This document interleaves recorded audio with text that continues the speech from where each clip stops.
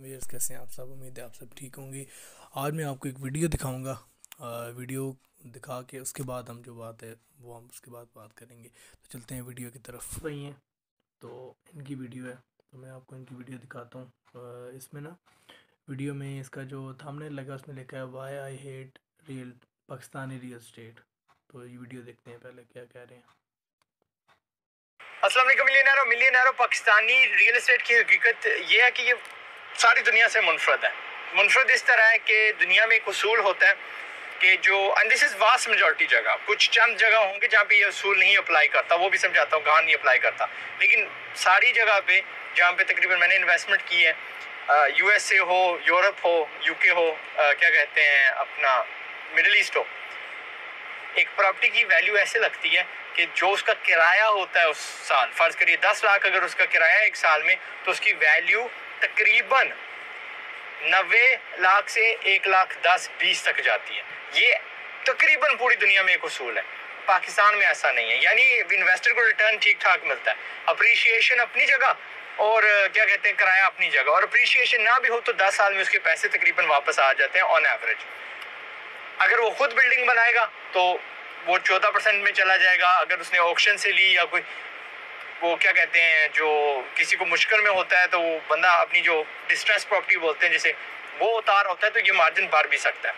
मेरा अगर मार्जिन देखें तो 22% तक भी जाता है कुछ प्रॉपर्टीज़ में। वो अमेरिका की प्रॉपर्टीज़ में जाता है जहाँ पे 2008 में जब मैंने ख़रीदी थी क्या हुआ था, वहाँ पे रिसेशन आया हुआ था बहुत बड़ा, घरों पे बैंक्स ना कब्जे कर रहे थे, तो वहाँ पे मकानों की कीमतें बहुत गिर चुकी थी। फिर अगर UK में देखो तो वहाँ पे भी मेरा एक 22% है, और वो वाली प्रॉपर्टी मैंने ऑक्शन से ली थी। ऑक्शन से ली, फिर उसको मरम्मत किया एंड कुछ इजाज़त मांगी, 2 एक्स्ट्रा उसमें फ्लैट डाले, तो वो एक 4 फ्लैट का वो समझ लें मजमुआ सा बना, और वो समझ लें कि 22% मेरे लिए प्रोड्यूस कर रहा है। पाकिस्तान में 2% मिल जाता है, 1% भी मैंने देखा है। मेरी एक प्रॉपर्टी थी जहाँ पे मेरा एक इंस्टीट्यूट था उस ज़माने में, टॉकिंग अबाउट 10 ईयर्स अगो, उस ज़माने में भी उस प्रॉपर्टी की वैल्यू 1 करोड़ थी, बनाने की बहुत बड़ी थी, और मुझसे वो किराया 10,000 ले रहे थे। फिर उन्होंने 11,000 किया, यानी 10% बढ़ाया। तो मैं कह रहा था यार इससे ना अगले 40-50 साल की लीज लगवा लें, I am more than happy to पे दैट, क्योंकि इतना बड़ा हॉल, इतनी बड़ी जगह, और चंद थोड़ी सी 1-2 गाड़ियाँ खड़ने की भी है, तो इट वाज वर्थ इट। तो मुझे नहीं समझ लगती कि पाकिस्तान में यानी लोग ऐसे क्यों नहीं प्रॉपर्टी खरीदते। खैर यहाँ पे प्रॉपर्टी ज्यादा लोग इन्वेस्ट करते हैं क्योंकि जो ऊपर चली जाएगी ना, प्लाट ले लो ऊपर चली जाएगी। आज तक मैंने कोई प्रॉपर्टी नहीं देखी जो ऊपर ना गई हो। इस तरह के फिक्रे बहुत मिलते हैं सुनने को। इसका नतीजा क्या होता है कि हम बहुत सारी सोसाइटीज बना जाते हैं जो 20-20 साल लग के मुकम्मल होती हैं, यानी फुल होती हैं। वहाँ पे 90% लोगों की नीयत नहीं होती रहने की। वहाँ पे बस यही होता है कि फाइल लूँ और बस ऊपर जाएगी ना ऊपर जाएगी ऊपर जाएगी। क्यों ऐसे हुआ पाकिस्तान में? ये यानी मैंने कहा टोटल मुनफरद है compare to the rest of the world, because हमारे यहाँ इन्वेस्टमेंट अपॉर्चुनिटीज नहीं है। बंद यानी हमारा जितना पैसा बाहर से आता है विच इज आवर बिकॉज, यानी 10 मिलियन बंदे पाकिस्तानी बाहर हैं इस मुल्क से, ठीक है, 100 लाख शायद बनती है तादाद। ये 100 लाख बंदा जब पाकिस्तान पैसे भेजता है, बजाय कि उसको बिजनेस में लगाने के, बजाय कि उसको ऐसी चीज में लगाने की जिससे पैसा बढ़े, सारे का पैसा सारा जो होता है डाल दिया जाता है प्रॉपर्टी में, और प्रॉपर्टी की खुद ही आई मीन आर्टिफिशियली प्राइस बढ़ा दी जाती है। यानी इतनी जरूरत भी नहीं है इस प्रॉपर्टी की, लेकिन लोग प्लाजे बनाए जा रहे हैं नहीं भाई, और बिकते भी हैं। ये ना कहना कि नहीं बिकते। एक जगह ऐवी सी मामूली सी उस पर कुछ चीज बना दो, फर्ज करिए 3 करोड़ की बनाई, वो जी 3.5 3.60 की 4 की बिक जाती है। खरीदने वाले की भी यही नीयत होती है कि और ऊपर जाएगा। पता नहीं इस पर कुछ सोना लगा हुआ, किराया कोई नहीं देखता कि यार रिटर्न ऑन इन्वेस्टमेंट क्या। सबकी नीयत होती है कि इसकी वैल्यू ऊपर जाएगी।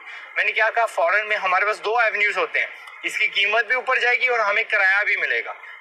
चंद जगह हैं, फर्ज करो आप लंदन कह लो, न्यूयॉर्क कह लो, इस्लामाबाद को, कराची, कुछ कुछ खास इलाके होते हैं जहाँ प्रेस्टीज आ जाती है। प्रेस्टीज यानी कि मतलब कि जिस तरह ब्लू एरिया इस्लामाबाद में हो गया, वहाँ दफ्तर होना सिर्फ किराए की बात नहीं है, वहाँ पे थोड़ी बंदे की इज्जत, थोड़ी वैल्यू बढ़ जाती है कि यहाँ पे हमारा ऑफिस है। तो उसको मैं नहीं रद्द करता, इट डज एग्जिस्ट। है ये प्रॉपर्टी की जो हमारा रुझान अरसे से हमारे मुल्क को कोई तरक्की नहीं करवा रहा। अब मुझे ये नहीं है कि यार आप प्रॉपर्टी में ना इन्वेस्ट करो, لیکن آپ کو آگاہ کرنا. بڑا بھائی لگتا ہوں آپ کو آگاہ کر دو دنیا کیسے چلتی ہے اور ہم کیسے چلتے ہیں.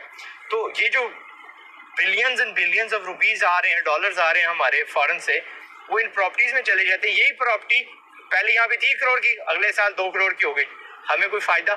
اگر وہی پیسہ بزنس میں لگتا، وہی فیکٹریز میں لگتا، کوئی امپورٹنگ کے بجائے ایکسپورٹنگ والے ہم بنتے، تو ہمارا یعنی کوئی ہم ریئل ویلیو ایڈ کر رہے ہوتے. اور پھر اس ساری پراپرٹی کا جو بہت بدترین نتیجہ یہ ہے، ٹھیک ہے، اس کو چھوڑو کہ یار ہم کما نہیں رہے اور ہمارے پاس ایونیوز نہیں ہے کہیں لگانے کی، اس پہ بھی بات کریں گے.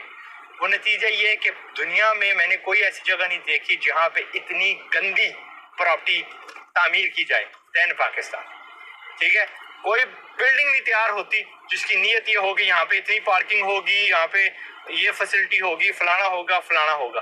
بس انے واہ، کوئی بڑا کوئی چھوٹا، کوئی اس شکل کا کوئی اس شکل کا، ساتھ ساتھ بغیر سوچ سمجھ کے یہ بلڈنگیں کنکریٹ کی بنائے جا رہے ہیں.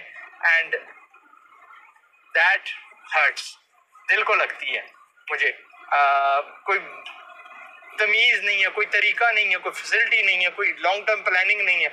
اینڈ کہ ایک دن ہم نا اس پہ روئیں گے. ایک دن جب ہم انشاءاللہ فرسٹ ورلڈ کنٹری بن گے نا تو ہم روئیں گے ان چیزوں پہ. یہ کھنڈرات بن جائیں گے کہ یار اس میں کون رہے گا، یہ کیا کسی نے سوچا ہی نہیں کہ یار ایسے ایسے بھی ہونا چاہیے. مانتے ہیں کہ نخرے امیر لوگوں کے ہوتے ہیں اور انشاءاللہ ہم امیر ہو جائیں گے ان قریب. سوچ ہماری بدل رہی ہے، ہم کاروبار کی طرف جا رہے ہیں. خیر، پراپرٹی میں کیوں لگاتے تھے آپ کو بتایا، ہمارے پاس انویسٹمنٹ کی ایونیوز نہیں تھی. آپ جا کے بچے فیکٹریاں لگا رہے ہیں، آپ بچے جا کے بزنس کھول رہے ہیں، آپ جا کے بچے شیئرز خرید رہے ہیں، کرپٹو کرنسی میں لگا رہے ہیں وغیرہ وغیرہ. تو اب یہ ایونیوز بڑھتی جائیں گی، ہمارے پاس مزید آئیڈیاز آتے رہیں گے. اور میں نے اگر آپ کو نہیں پتا تو بہت ساری آئی تھنک 100 پلس فیکٹریز کا بتایا جو چند لاکھ روپے میں یا 1 لاکھ سے کم کی پر چلی. کیوں پہ پیسے میں نے کیوں نہیں پاکستان میں پراپرٹی لی، اور کب لوں گا؟ جب مجھے ضرورت ہوئی.